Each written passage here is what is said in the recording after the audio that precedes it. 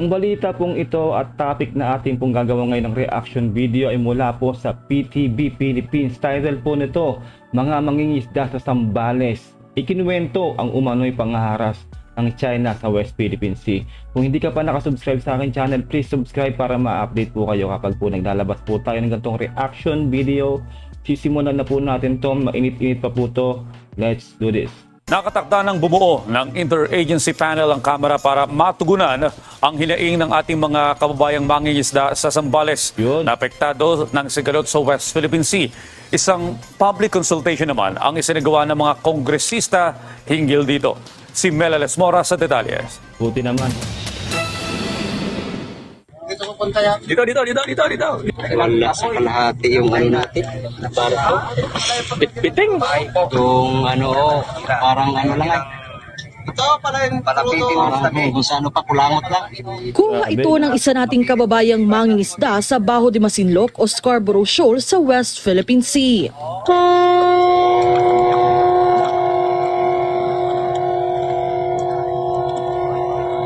Napakahayop talaga ng China na to. Tignan mo na, binubusinahan sila na napakalakas. No? Sakit sa tenga. Grabe. Grabe budi talaga tong China, no? Kapag pumapalaot sila para maghanap buhay, bumubungad ang naglalakihang barko ng China na humaharang sa kanila kaya't madalas hindi na sila makapangisda. Sa isa pang video, kita naman ang pambobomba ng tubig ng isang Chinese vessel bagamat malayo naman ito. Grabe, no? Isipin nyo yan, di ba? Bangka lang yan. Mangingisda lang. Kung tutuusin yung makukuha nilang isda dyan, wala pa sa 1/4, wala pa sa kagakulangot yung makukuha nilang isda dyan. Tapos binubuni ng ganyan ng mga barko ng China at binawater cannon pa. Kahit sabihin natin malayo yan, di ba paninindak yan? Isipin nyo, pag tinamaan sila ng water cannon na sobrang lakas niya, mamamatay talaga sila dyan. Nakakainit ng ulo talaga itong China na to talaga. Walang sinisino na talaga. Ang lalaki ng barko nila, isipin nyo yan. Tapos ginaganyan nila yung mangingisda natin. Ay dapat talaga itong masampulan na talaga itong China to talaga no? Hindi man tayo yung sumampol dyan, sana ibang bansa na malakas, no? Sana talaga magantihan talaga itong China na to Nakakairita na talaga, grabe. Kawawa yung mga mangingisda natin. Tapang nila oh. Mga China yan oh.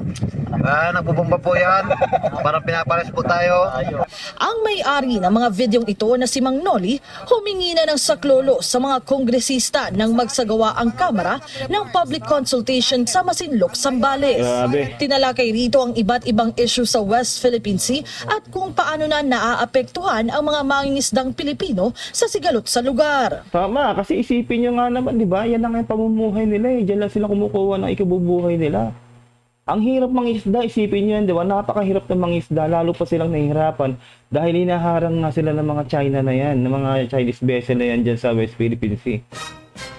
Grabe. Kawawa po talaga mangingisda po natin dyan sa Zambales. Ito po, dinadaan ko na lang po sa luha. Dinadaan ko na lang po sa inyo dahil ngayon na po kayo bumaba. Ramdam naman ninyo siguro ang kahirapan namin. Tama. Sino ba ang tutulong sa amin? Wala po kaming kilala dahil maliit na po kami. Sino tutulong sa amin? Kapag eleksyon, kilala mo kami. Pagdating sa problema, di nyo kami kilala. Paano po? Ito po, dirisahan po. Mang Noli, ayan na po nung gumagawa na po ng task force dyan, no, ang ating Pangulong Bongbong Marcos. Ang bilis po, no, talaga pong pinag-uusapan na yan. Gagawa na po ng paraan yan. Yung mga hinaing nyo dyan sa Masinloc, Zambales, no. Ayan na po, no, ang ating Pangulo po ay talaga po nagtatrabaho at nakikinig po, lalong-lalo na po sa inyong mga sa mga mangingisdang nahihirapan na po talaga diyan sa Baho de Masinloc kasi po talaga pong grabe po tong China. Kaya po ito na po, no, sana po mapakinggan niyo po na ang gagawa na po ng paraan ng ating Pangulong Bongbong Marcos na matulungan po kayo diyan. Diretsahan po, ang sinasabi ko, sasalubin ko po, diretsahan po ako. Noli, daramdam kita kanina. Daramdam kita. Kasi sinasabi mo, pag dumarating ang mga eleksyon, dito lang naglalabasan yung mga politiko. Pero, alam mo kapatid, I would like to emphasize that yung order ng ating Pangulo at ni Speaker Martin Romualdez, hindi pa naman mangangampanya si Pangulong Marcos Pero nakita nyo na pakikipaglaban na ginagawa niya sa mga bansang gustong sumakop sa ating lugar. Tama. Hiniharap na niya ang kanyang pagkatao.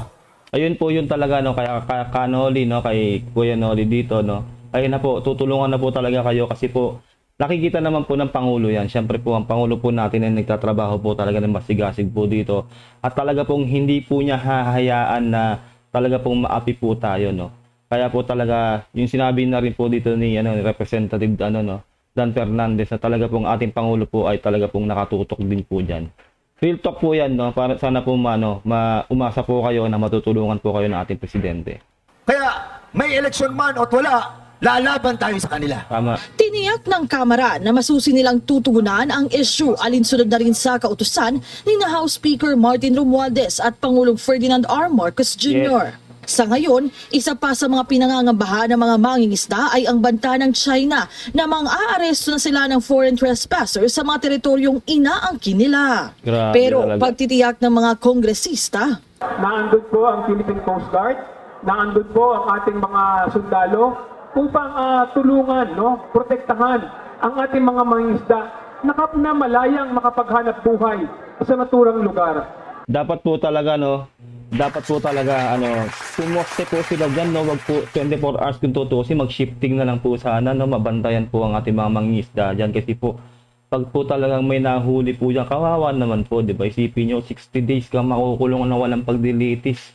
At territorial water po natin yan, no? Sana po talaga matugunan po talaga ang problema na to ng ating mga mangingisda. Kasi po yan lang po talaga kanilang kinabubuhay, no? Pero po talaga naman, sabi nga po nila, no, at alam naman po natin yan na talaga pong gumawa na po ng ng hakbang po ang ating Pangulong Bongbong Marcos dyan. Alam nyo naman po, pagtatak Marcos po, no, talaga pong napakasipag po ng ating Presidente Marcos, Bongbong Marcos, dahil po talaga pong kailangan po talaga ng buong bansa, no, hindi lang po diyan sa Masinloc, Zambales, no.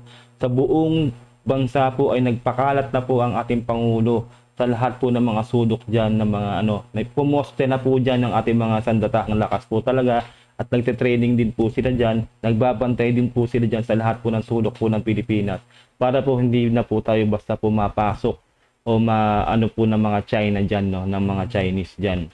Kasi po lalong-lalo na po meron po talaga tayong issue po dito sa Pilipinas na kumakalat na po talaga ang mga Chinese sa ating bansa. Na which is yun po ang pinipigilan po ng ating Pangulong Bongbong Marcos at pinaghuhuli na po talaga at iniimbestigahan ng mga tinuturing na mga spy na mga Chinese po dito sa ating bansa. Ang mga isda na malayang makapaghanap buhay sa naturang lugar. Naiintindihan po namin yung kanilang takot at pangamba. Ngunit naniniwala po kami sa kakayahan ng ating pamahalaan, sa kakayahan ng ating gobyerno na protektahan yung ating mga mamayan, lalong-lalo na sa ating exclusive economic zone. bukod dito siniguro rin ng liderato ng Kamara na ia-alerto na rin nila ang iba pang concerned government agencies para paigtingin pa ang kanilang hakbang sa issue. Dapat lang talaga na gawin nila yan kasi unang-una po yung mga mangingisda po talaga natin. Yan lang kasi po talaga ang kanilang pinagtukuhanan ng kanilang pamumuhay. Wala po silang choice kundi mangisda po kahit po mapanganib po dyan. At yun nga po may banta na po talaga na huhulihin lalong-lalo na po sa June 15 magsisimula. Kasi po syempre may mga pamilya po tayong lahat lalo na po yung mga mangingisda po natin dyan lang po sila umasa. At nabubuli po talaga sila at kinukuhanan pa sila ng huling isda nila. At pinapalitan po ng mga kakapiranggot na bigas at mga noodles. Isipin nyo yun na noodles na ma-e-expired na. At kung ikaw ba naman, alam mong galing yun sa China, ay hindi mo kakainin talaga yun. Kasi alam naman natin ang China ay lahat na lang po ay pinipeke po nila. Lalong-lalo na po ang pagkain din po nila. Sobrang delikado po yan. Baka po mamaya kapag kinain po nila yung mga noodles at bigas na yan, baka po magka-cancer pa po sila dyan. Kasi po alam naman natin, lalo po yung mga bigas-bigas po nila na yan, ay pinipeke po nila. Karamihan po ng pinipeke po nila na bigas dyan ay ginagawa pong plastic. Yung plastic po ginagawang bigas. Kung alam niyo na po, mag-search po kayo dito sa internet, kahit dito po sa YouTube. Makikita niyo po yan kung ano-ano po yung mga pinipeke po ng China na pagkain at kung ano-ano pa mga kagamitan. Kaya po nakakatakot po talaga kung kakainin po nila yon syempre. Mas gusto pa rin po talaga nila na makapanghuli po sila ng isda dyan sa West Philippine Sea o sa Baho de Masinloc ng malaya kasi po yan lang po talaga ang kanilang ikinabubuhay. Concerned government agencies para paigtingin pa ang kanilang hakbang sa issue. Malapit na naman yung budget season. Narinig natin yung ating mga fisher folks at mga ibang kahilingan na sinabi ni Kong Jake Kung Hoon at ang aking mga kasama. So rest assured that we will form a interagency para magkaroon ng kasagutan. Sa mga susunod na linggo, inaasang ipagpapatuloy ng mga mambabatas ang pagtalakay hinggil nga sa mga issue ukol sa West Philippine Sea. Mula rito sa Zambales, Melales Moras para sa Pambansang... Ayun lang po, no? Sana nagustuhan nyo po ang ating reaction video. I-comment nyo na lang po sa baba kung ano po nararamdaman nyo sa ating napanood na topic po ngayon. Kasi po talaga ang ating mga mangingisda po talaga dito. No? Sana po talaga matugunan po ito ng ating Pangulo at ng mga congressman po natin dito. No? Kasi po talaga ang ating pong mga mangingisda ay wala pong inaasahang iba kundi ang ating pong karagatan. See you all po sa susunod nating reaction video. Mag-iingat po kayo lahat. God bless and peace out. Bye.